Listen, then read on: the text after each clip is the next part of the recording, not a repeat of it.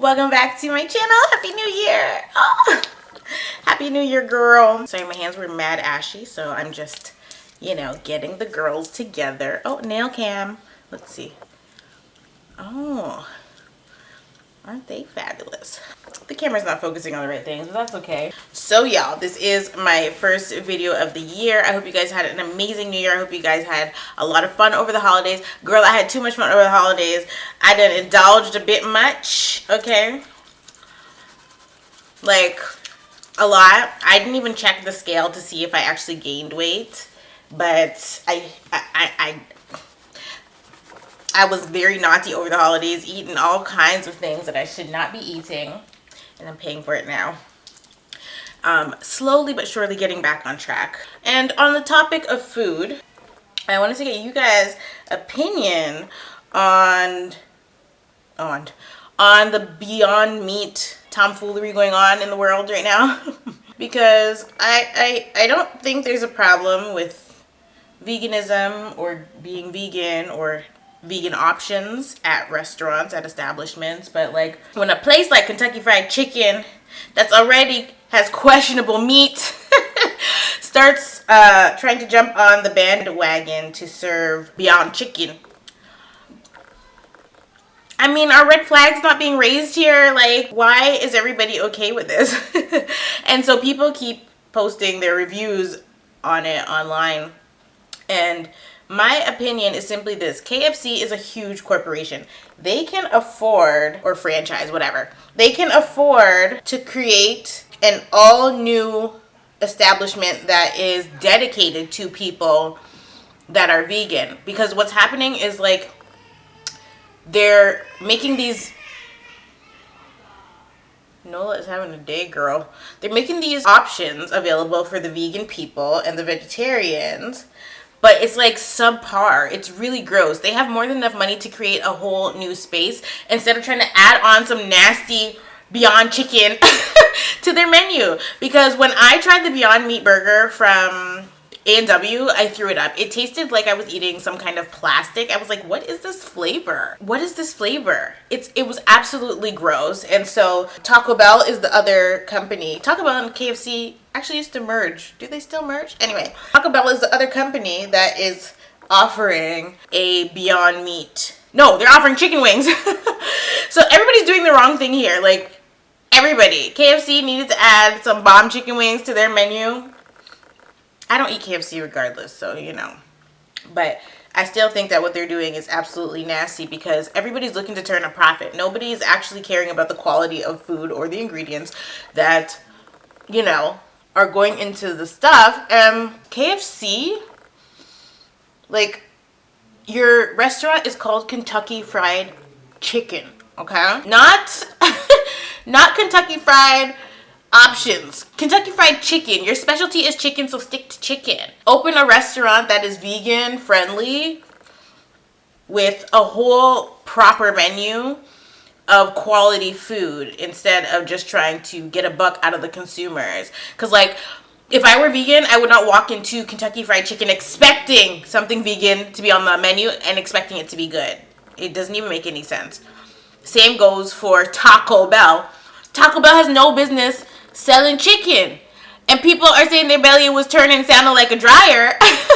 It's like, yeah, well, if you didn't know, Taco Bell's meat is literally powder and water. I ain't never had no meat made out of powder and water before. I've never seen. Sorry, I've had because I've eaten Taco Bell before.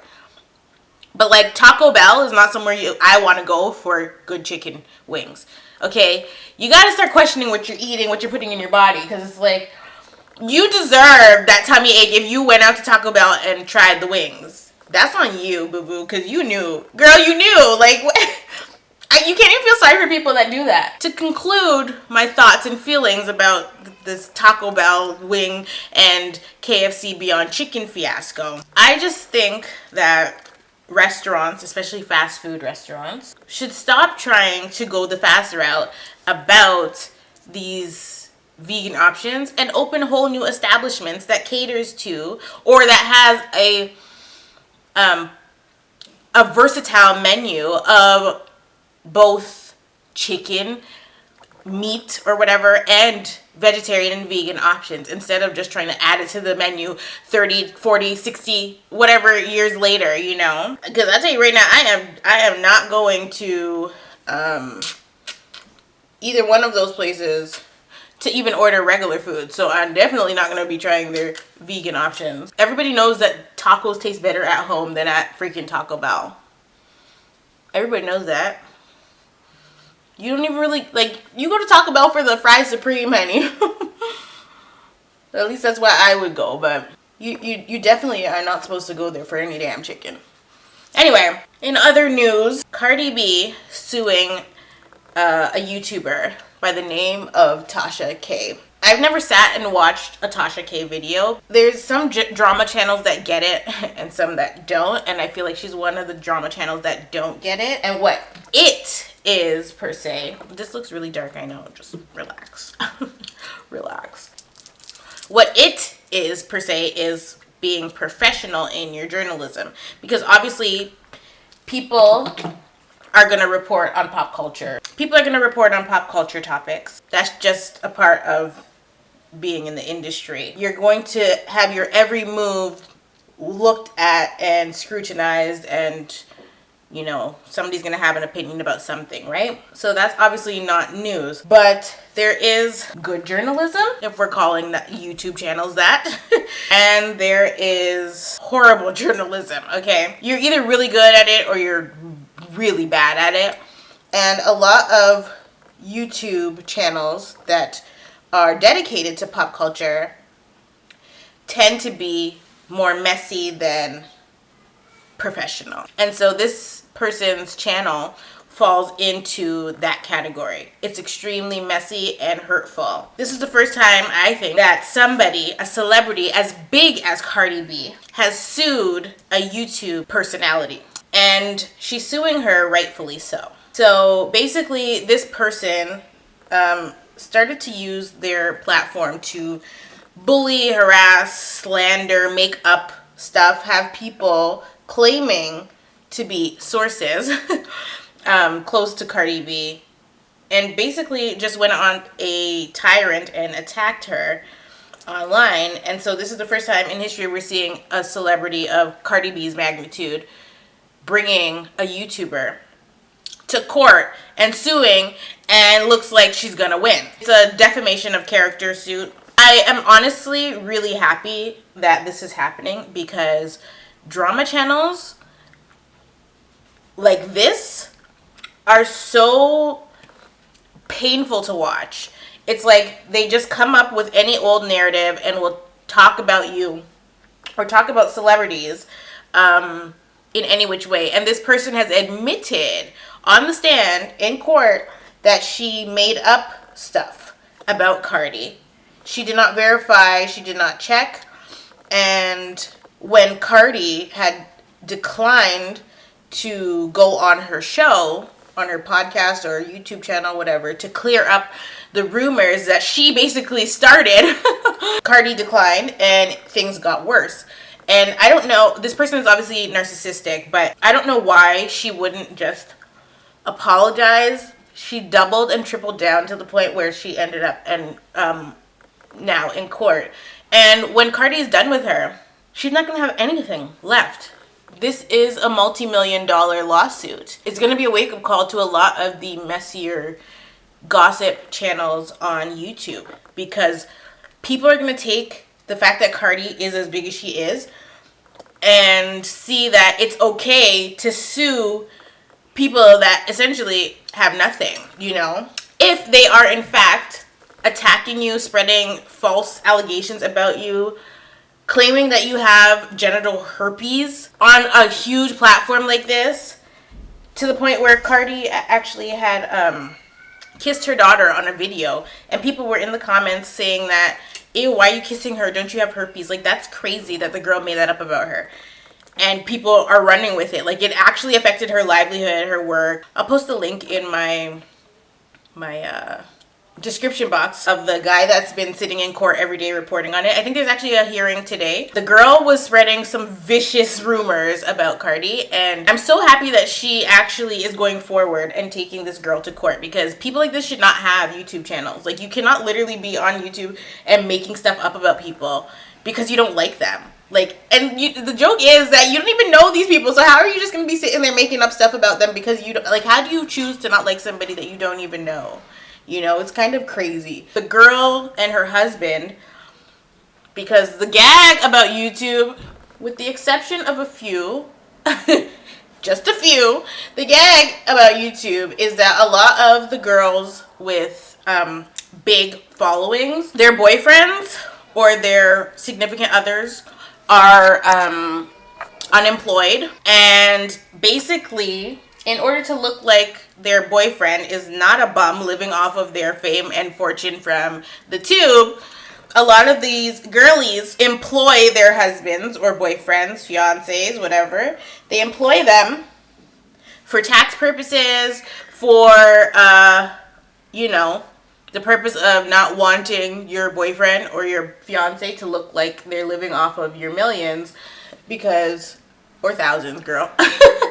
Because that's literally, it is what it is. There's a lot of glorified sugar mamas up on YouTube. It looks like that was the case with this situation, because when he took the stand, it's kind of like they were trying to throw each other under the bus, because when he took the stand, it was, she named him as the president of their entertainment company. Obviously, when you're on YouTube, you're technically self-employed, even though your check is cut by Google AdSense. So technically, you are self-employed and you can register yourself as a business. So that's what they have done. But the issue with that is that it's not a real business. They didn't actually create a real business out of it. So they have this entertainment company that he is supposedly the president of. But when he took the stand, he said that he's not the president. He's never used that term before. And he didn't realize that the president and CEO was the same thing. And so it's like, okay, so he's obviously not a real businessman. He's not somebody that's savvy in the business world, because he doesn't even know the right terminology, or that the terminology that she used to describe him is exactly what he said he is. Being that he's the CEO of the company, according to his wife that is on trial, it was, I guess, asked of them, like, why didn't you take the videos down? And he said he had no control over what goes up or what comes down, which is another proof, per se, that he is just there for tax purposes. He is not an actual, you know, the person that films the videos, edits the videos, puts the videos up, that is the president of their non-existent company, which would be the wife. She does the videos on her own, which is why she is the only person that says what goes up and what comes down. He has no control over that. So he's not actually the CEO, even though that's what she said to the jury. So they're basically whooping her butt in court right now. And it looks like Cardi is going to win this lawsuit. And I guess in the end of it, she's not going to have a YouTube channel. She's not going to be able to make a damn dollar, because she used her platform for evil. Like, straight up evil. It's crazy. And it's like, what kind of vendetta do you have against that lady that you don't even know? You know, you haven't even shared a toilet with her. Like, why would you get on your YouTube and do that and just make up stuff about somebody? Like, it's sick. And so, obviously she's not the only channel that's like that, but people better start taking notes and start deleting some damn content before you end up getting sued too for defamation. Like, you can have an opinion about something, but you cannot blatantly tell lies and then throw in the word allegedly. I don't even think she was using allegedly, because that's how we ended up here. She was stating things as fact. She was stating it as a fact that this lady, that Cardi B, had herpes. Come on now. You can't be embarrassing people like that. And so the case is actually really deep, and Cardi has taken the stand, and she shared that she, you know, had suicidal thoughts and all these things. And so it's gonna shake the room, okay? She might not even have a strand of hair left on her head when the case is over. People are actually crazy, and maybe this woman was looking for notoriety, or I don't know, but it should never have even gotten this far to the point where Cardi had to actually pursue legal action against her. But she was just saying so many slanderous things and taunting Cardi at the same time. And then her followers too, well, she's not going to have much of that when this is all done, because she's admitted already on the stand that she has lied. If I were Cardi B, I would actually be suing YouTube as well, because YouTube only recently has started to implement things to kind of stop this type of bullying and content creation. They did not remove the videos, even though, you know, and I could be wrong. Okay, so YouTube, don't come for me. I could be wrong, but I'm pretty sure that YouTube is not very helpful when it comes to this topic. But I feel like once Cardi B wins her settlement, that it's going to change a lot of things for content creators on YouTube. And that's across the board, not just drama content creators. People are using their platform to troll instead of creating actual decent content, you know? They're not using it for anything other than clicks and views and manipulating the algorithm into their favor. And that's what this woman has done, but she's done it at the expense of Cardi B. Once she's admitted that she has lied about Cardi B, now you have to question every other video that she's posted. So every other video that she's posted needs to come down, because nobody else might have sued her, but it ain't too late. Okay? It ain't too late. I believe that there is a way to report on these celebrities in a respectful way, regardless of how you feel about them. You have to, as a journalist, remain neutral and unbiased in situations. Whether you're reporting on your favorite celebrity or your least favorite celebrity, you cannot just go out here and because you don't like that person, you're going to say harmful, slanderous, made up things about them. No. Your credibility, her credibility is officially shot. See, okay, well, if she would make up something as harmful as that, it's not like she made up something like, oh, Cardi B bought a dog this weekend. It's not like she made up something like that. And even if you make something up like that, it's like, what is wrong with you? Why would you make that up? But she made up very harmful things about her. And if she didn't make it up, then she allowed somebody else, another stripper who had been at the club where Cardi used to work. She allowed that person to come on her show and start rumors about Cardi that are so far from the truth. It's painful. Social media and YouTube and the justice system is going to make an example out of this YouTuber. I think it's really about time, because there's a lot of channels like this one. Moving on to the other thing that kind of broke the internet this week. Kanye and Kim and Chicago's birthday.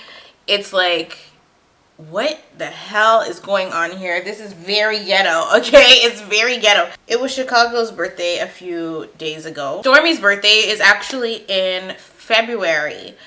But I guess because Kylie's pregnant, they decided to join the two parties. Or maybe they just joined them because they're freaking cousins and they love each other. I don't freaking know.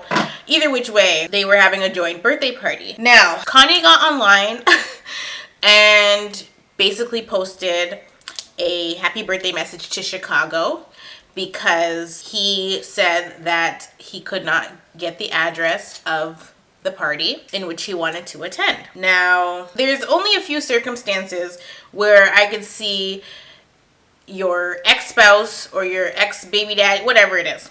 There's only a few of those situations where I could see it's necessary for the father of the child to not be at the party. One of those is if it was an abusive situation and you've left this person and things may have settled down, but you have a restraining order against this person, or the relationship was just that toxic that they're not allowed in your vicinity, and I could see why you wouldn't have that person at the party. Other situation would be if that person is in jail or in prison.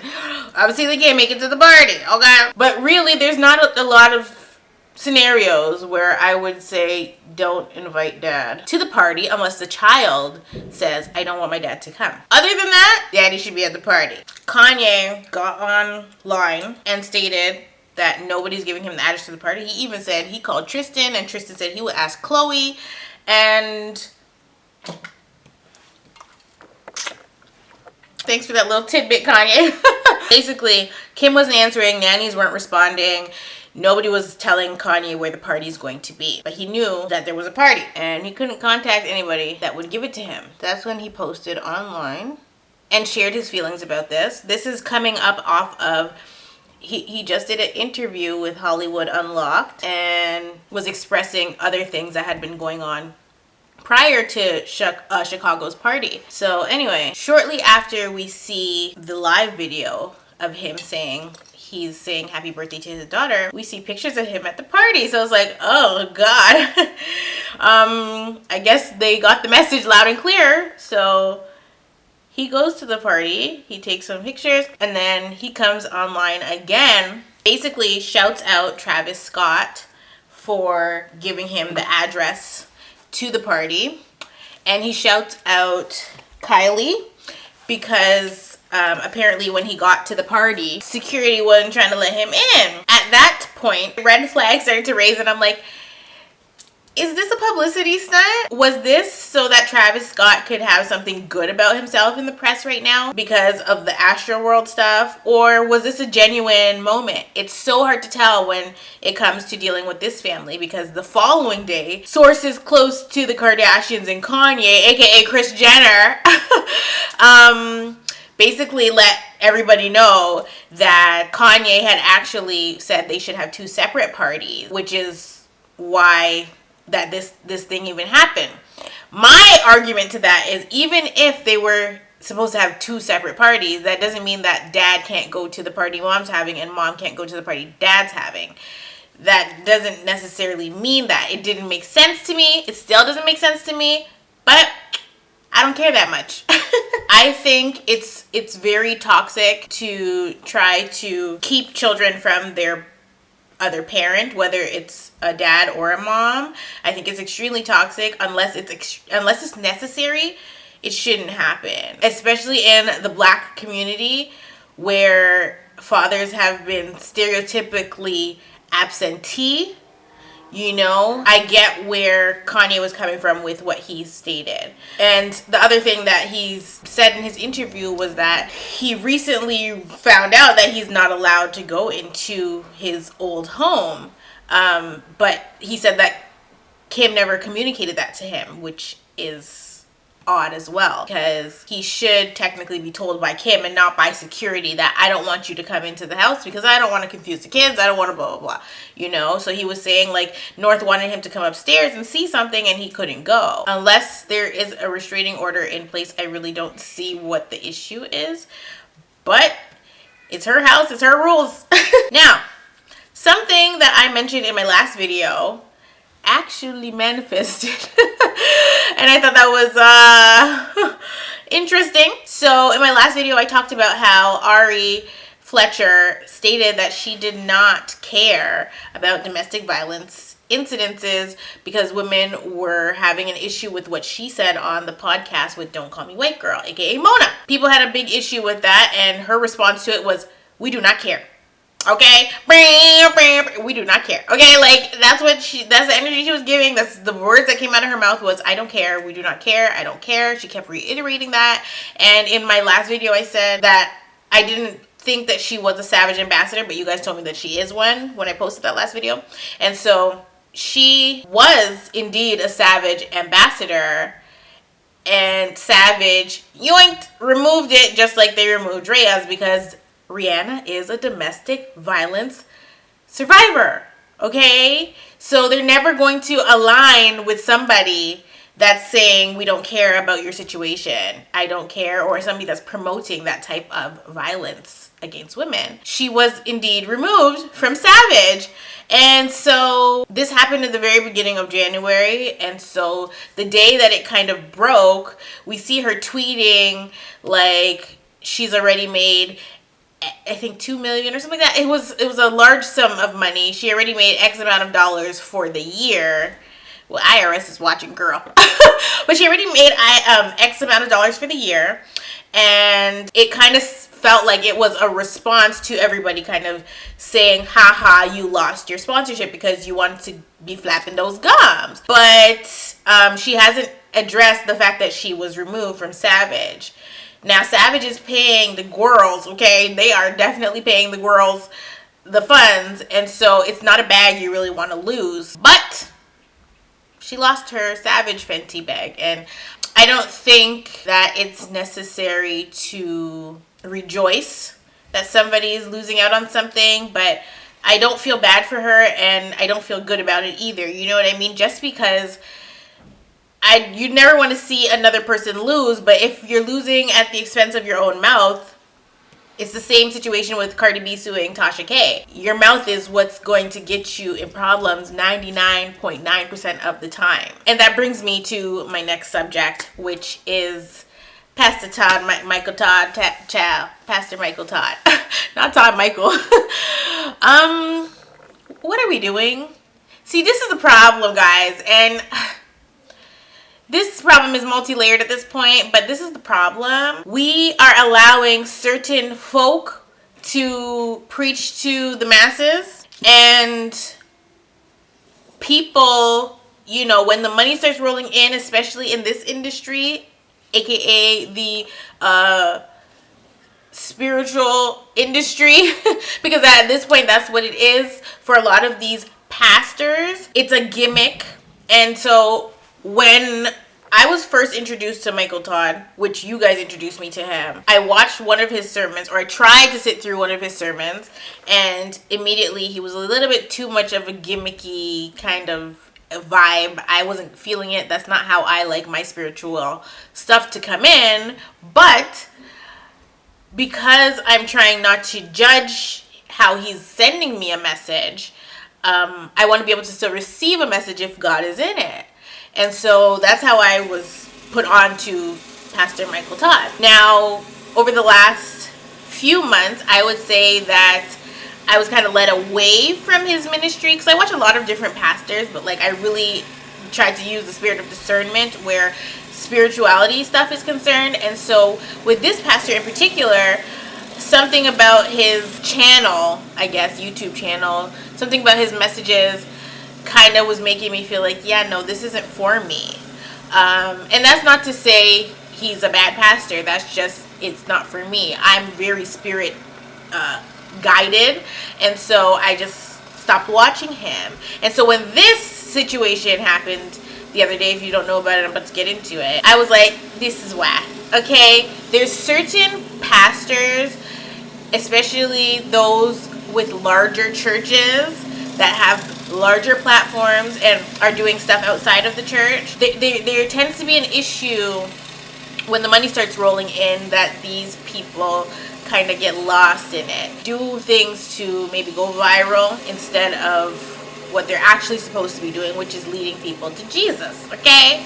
And so when pastors get caught up in the glitz and the glamour of Hollywood, we start to lose God, okay? And that's kind of what happened in Sunday's message. People, instead of wanting to go to church or find the Lord, they were trying to close their laptop screens, because what was that? Okay, this man hawked spit into his hand and wiped it on another black man.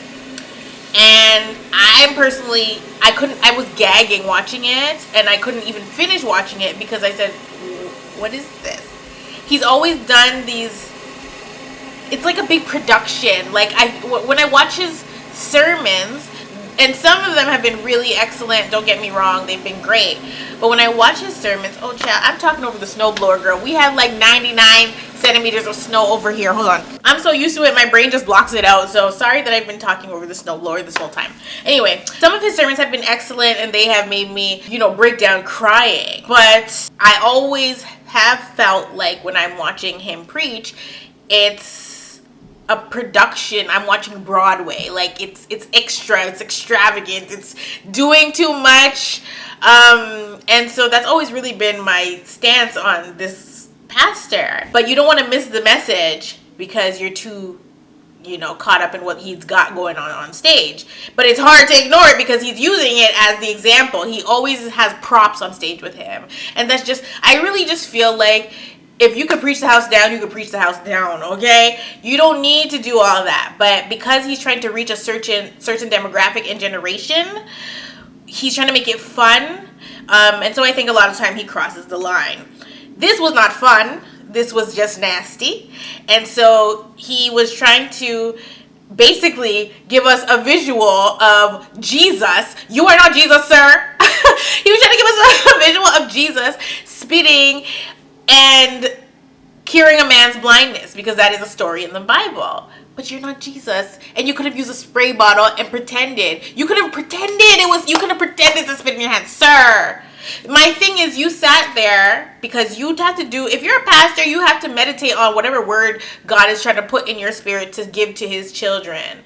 So you did not meditate on this because God would have never have directed you to get up on that pulpit, hawk spit, because it wasn't just it was a, okay? He said, like, what are you doing? If it was a pretend spit, or if he sprayed water in his hand, if he got an egg and dipped his hand in egg to make it, to show that it's thick and nasty, spit, if he did that, we would not be up in arms about it. Nobody would even have known about this. But he didn't. He actually spit in his hand and wiped it all over this man's face. We are in the middle.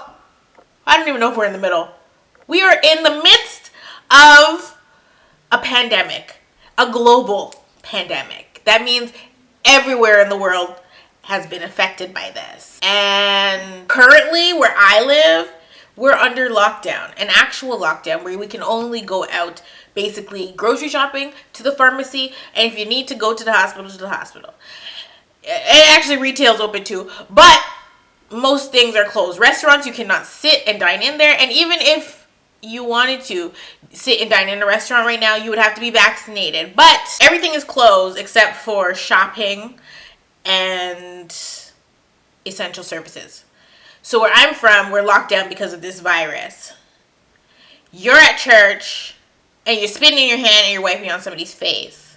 It's nasty. It's too much. It's like, why did you think that you could do that? And so people are now calling him out for other things because there's another sermon that he preached, which he is famous for his relationship goals sermon or relationship goals series that he had done, and then they did relationship goals 2 or whatever.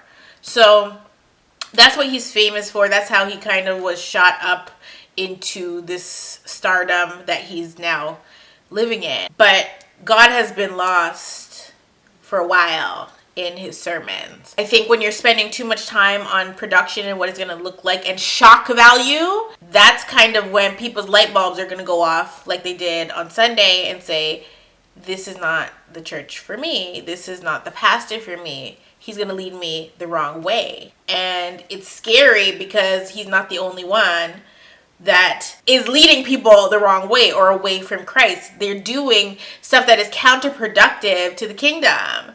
And so it's like, you need to sit down and time out. You need to go on sabbatical. Like, you need to stay away from the pulpit for a while and reflect on this, because we is only in January, girl. Why are you spitting in your hand and wiping it on somebody's face to give a, like, it? No matter which way I have looked at this, I cannot see how he could have meditated before he went up there. And if you're not meditating before you go to preach, you shouldn't be preaching. Because I don't know if there was a dress rehearsal for this. I don't know if that man obviously knew that he was going to have spit smeared on his face. And he went along with it, which I don't understand why. I mean, I'm hoping he's going to come forward and say that he didn't know it was going to be really spit being rubbed on his face, because then we're in another set of problems. But it was actually really disturbing. And I think people need to wake up and start using their own judgment when choosing their church, their pastor, whoever. You cannot receive wise counsel from those that are not wise. And this decision right here let us know that this is not a wise man, okay? You really have to open your eyes, ears, and your mind to see what is really happening. Anyway, you cannot sit there and watch any and every pastor. You have to actually have your own relationship with God, because I would never tune into another sermon. I'm sorry. You spitting your hand, you wiping on people's faces. It's just too much. It basically gave me confirmation about what I already felt about the situation. You don't have to go to church. You don't have to watch these preachers and pastors. You can literally just sit there with your own Bible and read it and ask God to give you the understanding of what you're reading. You know what I mean? Anyway, have your own relationship with God. Don't be depending on these people to give you what they're giving other people, which could potentially have been COVID-19. Okay? Anyway, on the topic of freaking COVID-19, I am sick, okay? I am actually sick. I'm tired. I'm annoyed. Because I think there's something that we need to settle once and for all. And some people might not like this, but I don't care. Prior to vaccination rollout, they let us know that the vaccine was our way out of the pandemic, okay? It was gonna 2 weeks of flash in the curve, okay? They told us that the vaccines are effective. What the vaccine is going to do is not going to be a cure, okay? It's not going to actually prevent you from catching or spreading it, which is weird, because the last time I checked, that's what I thought. Vaccines were supposed to create immunity. That's what they promised the people, okay? They promised, they fear-mongered, they gave incentives like free food and drink and all these things so that people would run out and get the vaccine. When that wasn't really working, they decided to start taking livelihood away from you. So basically, now if you are vaccinated in Ontario or Canada, you can go here, there, and everywhere. You can travel, but if you're unvaccinated, you're not allowed. You're basically stuck in lockdown. So I've been stuck in lockdown because I chose to not get vaccinated, because what I was waiting for was proof that it was actually effective. But then once Omicron kind of came around the bend, and Delta actually, it was like, okay, well, the vaccine's not working against these. And then with Omicron specifically, majority of the people that got sick were vaccinated people. The same people that have been going on their outings. That's all good and dandy. I'm not here to say don't get vaccinated or get vaccinated. My issue, which should be everybody's issue at this point, is that the vaccine has changed nothing for the pandemic. It's changed nothing except for how rich Pfizer and Moderna have gotten. That's the only thing that's changed here. People are still getting sick, and some people that are vaccinated are either have severe symptoms or are asymptomatic. And newsflash, the people that are unvaccinated is the same thing. Some of them are asymptomatic and some of them have severe symptoms. It's really the luck of the draw. It's really based on your own immune system, whether you're vaccinated or not. So my question is, why did they lie? Why did they lie and tell the vaccinated people, y'all is going to be able to do anything you want to do if you get the vaccine, but we're back in lockdown? So do you not feel played? I don't understand. Because you were promised a normal life, you got the vaccine, and now you're stuck in the house like me. I can't go nowhere but to the grocery store.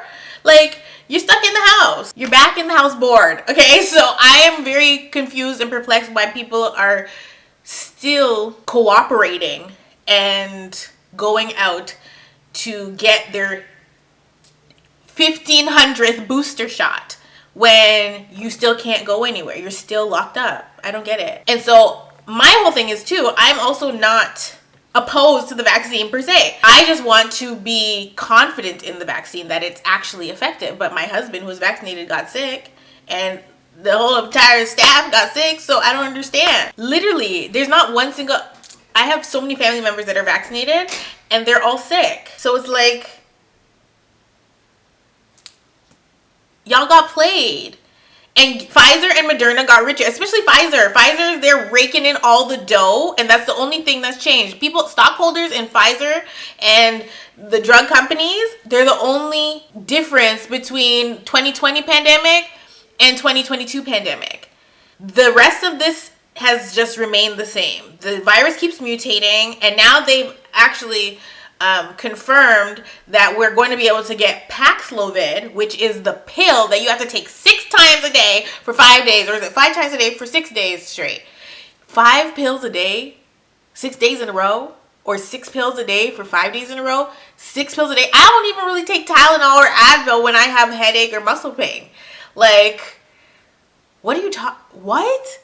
And so now they've approved this pill. So once again, Pfizer gets richer because this is their pill. And the people who have been conned, you guys have been duped, are still getting sick. Some are dying, vaccinated or not. Everybody is still affected. However, they're going to be affected once they get COVID-19 or Delta or Omicron, Omarion, whoever. Okay, like nothing has changed. And I don't understand why people are not seeing that nothing has changed. Stephen A. Smith, the little basketball man, he recently just got COVID, and he was big on the vaccine. He's vaccinated, and he is saying now that they told him that if he didn't get vaccinated, that he probably wouldn't have made it. How are y'all predicting the future? There's so many unvaccinated people that have made it out just fine, had 0 symptoms. Like, what are we talking about? Why are we lying still? I don't get it. And I'm like, why are people not using their brains here?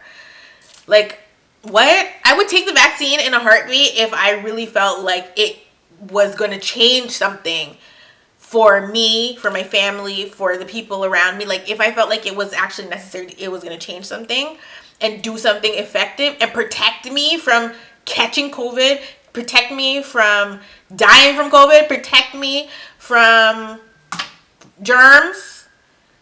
I mean, I would get it. But I've literally witnessed so many different people, both vaccinated and unvaccinated, with different results of the same virus. If I was vaccinated right now, I would actually be very upset that I got the vaccine so that I could socialize, and then you guys turn around 4 months later and tell me, yeah, you're gonna have to be locked up in your house. We're laying people off again. People are jobless right now. Like, you know what I mean? It's crazy. And we as the people, no matter where you live, the more we comply, the more they get away with. Because you give them an inch and they take 10 damn miles. And that's what's happened during this pandemic. Like, we agreed to do XYZ. The last time they locked us down a few months ago, they had the stuff in the store yellow taped off. You could not grab what they deemed was not essential for you. I had just had Nola, and I needed to buy baby clothes because she was growing, and literally I couldn't get what I needed at the store because they deemed that clothing was not essential. But this is a newborn we're talking about. Every other day she was a different damn size, okay? And I could not get what I needed because they said that I couldn't come shop in the store for items that were non-essential. So, what? Wait? This whole pandemic has been so unfair to us. The fact that they have tried to force us to take the vaccine even though people have made up their mind and said they don't want it. And then they tried to trick us and say that once they started to tax the people or announce that they're going to be taxing the people in Quebec, which also makes no sense. It's like, why are they bullying the people for something that's not been effective? How are you going to bully people into getting something? I said they will have to drag me out of my house by my scalp, okay, for me to get the vaccine. Like, the people that have decided they're not getting it are not changing their mind because their freedoms have been stripped away from them.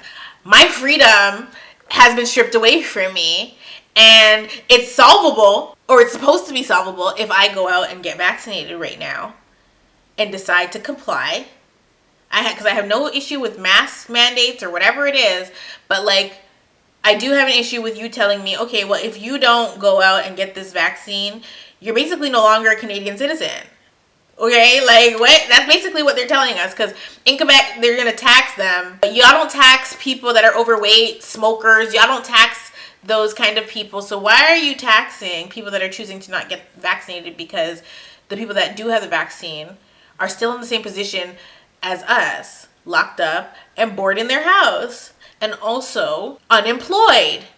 Because places like restaurants, they don't need waiters and waitresses, so they get laid off when there's a lockdown. The kitchen staff is good, but the waitresses are out of a job again. And they all went out and got vaccinated because y'all told them they had to get vaccinated. Now they're jobless again. What's tea? And when are you guys gonna stop falling for the okie doke? Like, ain't enough booster shots in the world, girl. There's just not enough. Whatever they say goes is what's gonna go. Because we keep saying, okay, the only way that we get out of this thing is rebellion. Because at this point, both the vaccinated and the unvaccinated are in the same freaking boat. Even if every person in Canada got vaccinated right now, if there's some kind of variant and there's a surge in cases, all of a sudden, we're going to be vaccinated and locked up inside. So there's no freaking point. They need to stop making Pfizer richer by approving these things. How is this new pill that they're supposedly that you can take home and treat at home now? How is this new pill going to change the game for us? I guess we'll have to wait and see. But I don't want to talk about COVID anymore.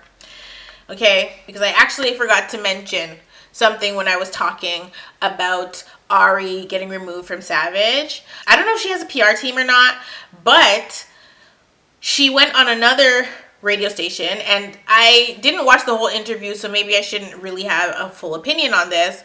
But from the clip I saw, the person interviewing her was doing scared media because I felt like she wasn't asking the right questions. Or maybe she didn't do her homework, because had it been me sitting across from Ari, we started talking about the stuff that she's doing to give back to the community. When she mentioned the domestic violence shelters or charities and the women's shelters that she would be donating to in Atlanta, the person interviewing her did not ask the pressing questions that she needed to be asking in that moment. She was letting Ari do a lot of talking, and it didn't come off as genuine. When Ari was saying that she was going to be giving back to domestic, it's like she didn't even want to say it. It's like that's not truly what she wants to be doing with her money, but she has to because she's trying to save face. If I owned a domestic shelter, a domestic violence shelter or something, I would decline the money because you were just on your platform less than 2 weeks ago dissing domestic violence survivors. So I wouldn't accept that money from her because it's not coming from a genuine place. You're doing it because you were dragged, not because that's what you really had in your heart to do. And she even tried to throw in that she was supposed to do it back at Christmas time or December, but she got COVID, so she couldn't. And it's just like, how convenient. You know, how convenient. I would have donated in private. I would never even have got up on nobody's podcast and told them that that's what I'm doing because I look crazy now. After just telling you guys that I don't care, I'm now going to throw money at you to make the pain go away. Like, that's not how this works. And that's how people get away with so much stuff, because people are always throwing money at situations that don't require money to fix the problem. You know, it's like when somebody is sexually assaulted and then they accept hush money. It's problematic. It allows that person to get away with doing it because they're always allowed to throw money until the wrong person or the right person actually comes along and says, no, I will not accept your money. I will not stay silent. I'm going to speak up about this. The Trey Songz situation, where that girl, she's a basketball player, she don't bother nobody, and she basically said, I can't go into 2022 with this on my chest, on my conscience. Trey Songz, they're me, and it is what it is. This is not the first time somebody has said something like this about Trey Songz. Even Keke Palmer that told us about Trey Songz. It's disgusting. It actually is disgusting, but this is the industry, and this is what they get away with time after time. And so when somebody finally speaks up and says, he did it to me, and I want y'all to know, because people need to stop supporting these people because they continue to get away with stuff. Like, Trey Songz to me has always been a weirdo, but like, he should have been canceled from the time Keke spoke up about the situation. Because I don't know if whatever happened between this girl and Trey Songz happened before Keke or after Keke, but the fact of the matter is that she's stating that it happened. There's no need for her to really lie against Trey Songz, because she's already has her own platform. She's not looking for clout. She hasn't said much of anything, really. It didn't look like an attention grab, you know what I mean? Anyway, the situation with Ari, Savage X, and her now apparently donating to domestic violence victims and women's shelters. If you watch the interview or the clip from the interview that she's stating it, it's like it doesn't even come across as real. And that's the sad part, because she doesn't seem to actually be remorseful, because she's not made a statement to say, you know what, I watched the video back and I understand why you guys were dragging me. I deserved it. No, she got on the internet instead of addressing it and said, ha ha, I made X amount of dollars and the year just started. It's like, okay, like what are we supposed to do with this information?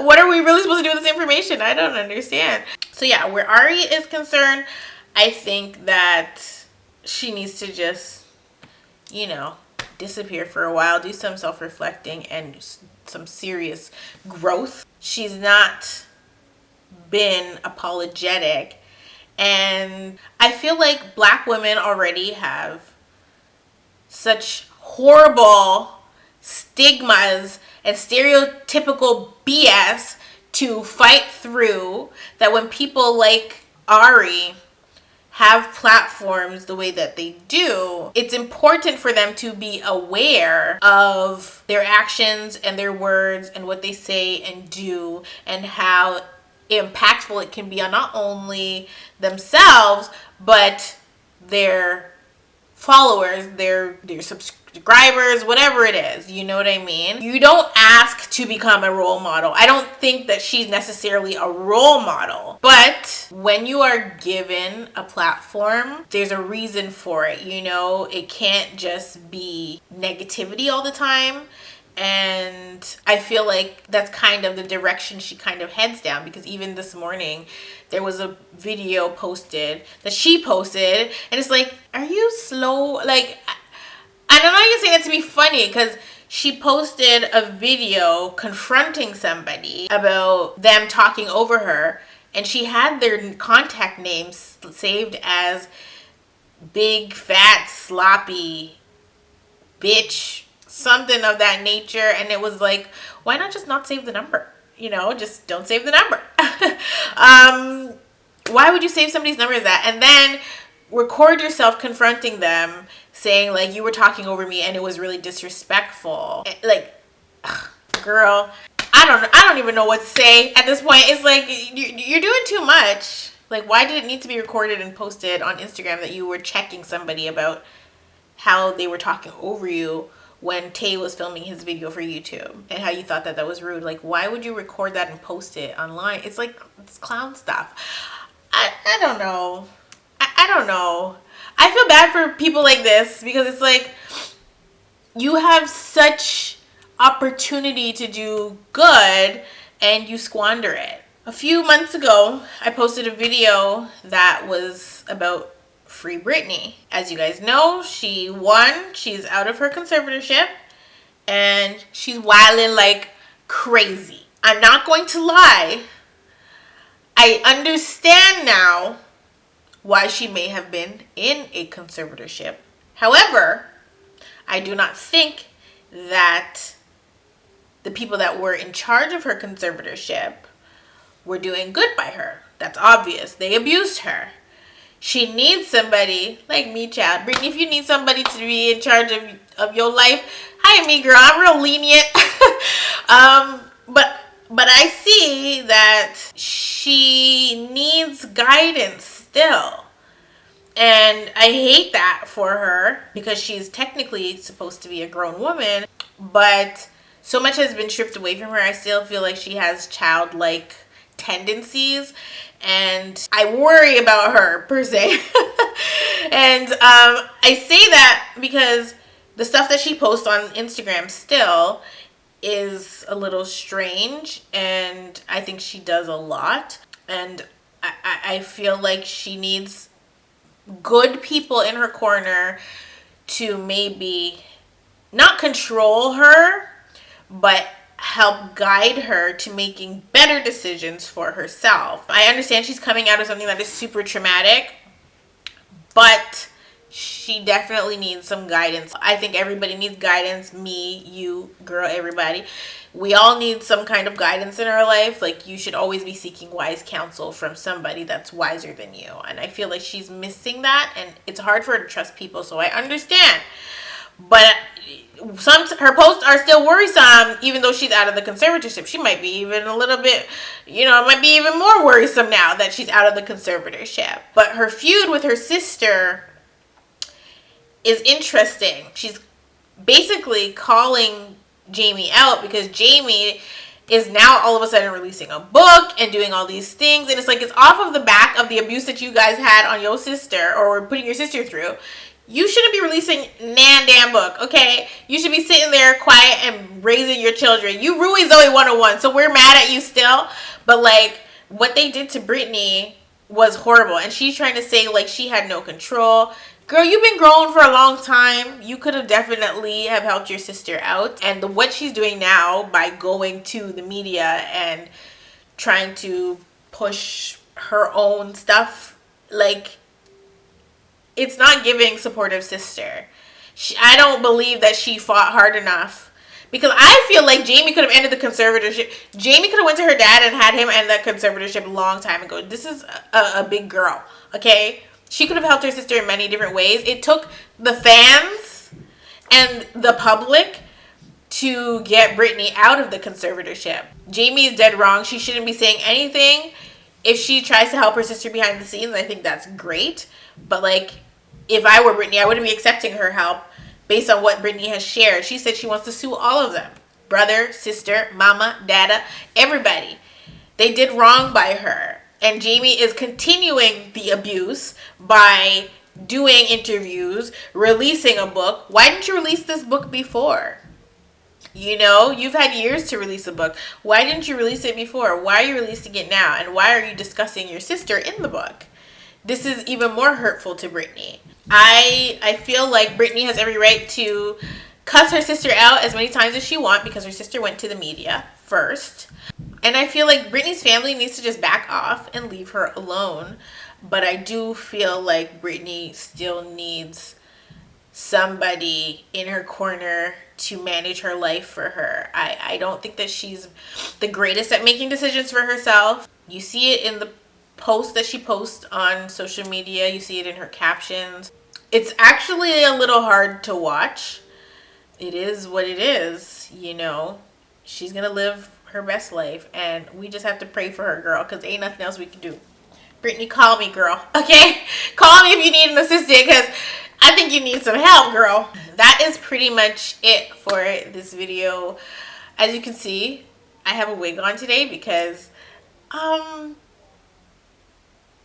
my hair is officially in that awkward stage of mini fro, and it's pink, and it's like, what is really going on here? And I haven't decided if I want to bleach it again because it's in such a weird state. Like, I don't even really want to wear it out because it's like, it's doing too much. Yeah, I love you all so much, and I will definitely see you guys in the next one.